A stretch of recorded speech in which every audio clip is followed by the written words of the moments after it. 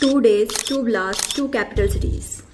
One country stayed silent till the facts spoke, and the other country started the blame game before the dust even settled. Let's compare these two attacks. Now, these blasts were just a day apart, leaving dozens killed in each one. Even though there is no official evidence of a terror group backing the Delhi blast, the Islamabad blast responsibility has been claimed by TTP. The Delhi police has filed an FIR under UAPA, Unlawful Activities Prevention Act, which is the primary anti-terror law of India, and the NIA, National Investigation Agency, has taken upon the case. But the one question running on every Indian's mind is, why hasn't India officially declared it as a terror attack?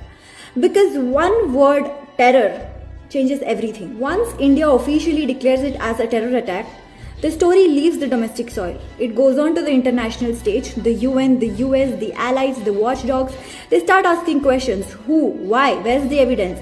And it raises questions on India's internal security. Even if the initial evidences show links to Pakistan's terror group, the car blast is a classic signature move of Jaish-e-Mohammed. India still waits for forensic evidences and follows international protocol. Whereas on the other hand, we see Pakistan not wasting a second before fully blaming it on India, despite the Pakistan's Taliban, Tehreek-e-Taliban Pakistan, claiming responsibility of the blast themselves. But why such confidence?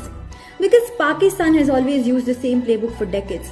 Deny, deflect, dramatize, counting on the world's short attention span and divided interests. Pakistan wants to divert the attention from TTP, and by blaming it on India, it is trying to externalize domestic security failure and shift the public anger from their own inability to contain violence. Because in their politics, denial is survival. But what shocks us more than the blast is the people who planned it. Educated professionals, doctors, who were meant to save lives, are now using the same knowledge to destroy it. Arey, educate them, they said. Education will bring down the radical elements, they said. And once they start earning and be a part of the mainstream society, they will not choose the wrong path again, they said. But what we need to understand is that no matter what, if they wanted to, they would. We have stopped countless attacks from across the border.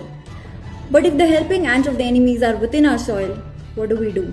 And as they say, the internal security forces have to succeed every single time. But the terror needs to succeed only once. And if you think this is some sort of distraction from the air pollution protest and the Bihar elections,